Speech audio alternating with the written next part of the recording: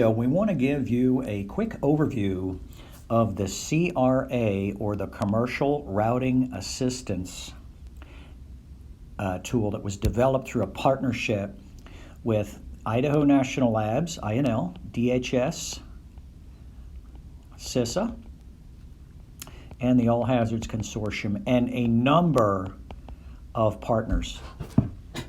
Okay, dozens and dozens of partners. So let's jump into this real quick. So if you noticed, we've got this laid out pre-COVID, right, and what's been going on. And for the last many years, the All Hazards Consortium has been working and developing the SISE, the SISE, the Sensitive Information Sharing Environment. It's a way private sector can have a legal framework to protect their information while they share it with government or with states, feds, doesn't matter. So as a result, they've had a number of working groups and partners develop over time, really since 2013. It's been focusing on industry and states, but primarily DOT and the Emergency Operations Center.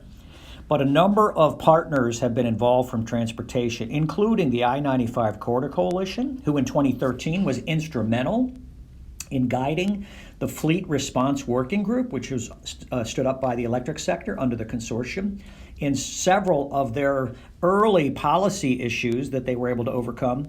Since that time, Federal Motor Carrier Safety Administration, U.S. Department of Transportation, state DOTs, primarily on the East Coast, but across the country, have been involved with us as it got through, Hurricane Maria, just 2017 storms, so forth. Certainly DHS, CISA, the Transportation Research Board, AASHTO, ATA, along with FEMA, CISA, S&T, NASA, NOAA. You can see there's been a number of people involved in this.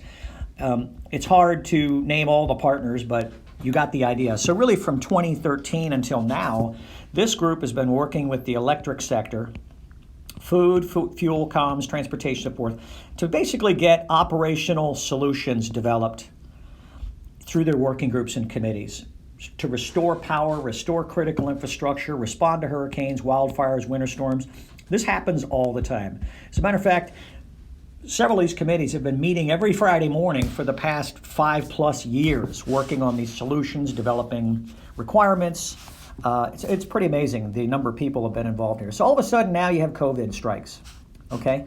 Now COVID was unique because it impacted every state, every county, every citizen, every business, something we'd never faced before. So we decided very quickly, the private sector said, is what we need is a central place that can vet all of these documents, the declarations, waivers, executive orders, guidance, curfews, closings, restrictions. We've never seen anything like this. And it caused major commercial impacts. Drivers were afraid to drive because whatever. The driver's licenses were expiring. How do we renew? How do we get medical and medical tests and drug and alcohol tests? It was a nightmare. So the first product this group stood up was the Vetted Information Hub for COVID. It's an Esri-based product. It's public. There's no registration, no cost to sign in. And that hub began aggregating information from a number of public sources and partners. Healthcare Ready was a huge initial provider of information, still is. The National Governors Association, the Council of State Governments. This was all publicly sourced data, but it had to be brought in and vetted, and the documents had to be read and interpreted and analyzed to go into the hub. You can't just put a PDF up there, okay, you guys go read it. They're not going to do that. So the consortium and its partner provided the staffing to read these documents and update them every night. So we had this developed very quickly. Now all of a sudden, the folks at Idaho National Labs said, you know what, let's take that data and let's put it into a routing tool. So the data that comes from the SISE feeds the Commercial Routing Assistance tool. What it does, it leverages the SISE data. They produce some really unique algorithms that compute routes, multiple routes, very quickly. The data is updated every day, so it's current.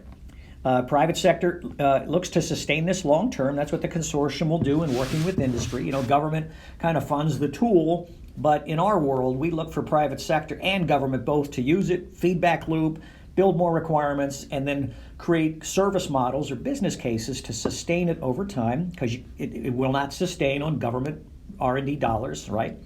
And we're already working on other use cases down the road. So this developed, all of this developed out of the disaster of the day, which was COVID, but there's going to be hurricanes and things in the future. But you can see all of this leveraged many, many years of this.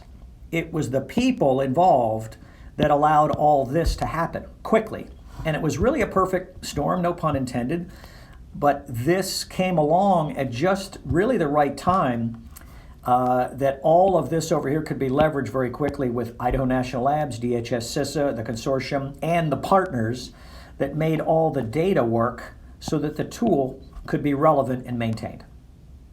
So we hope this gives you some background of the history of how this came about.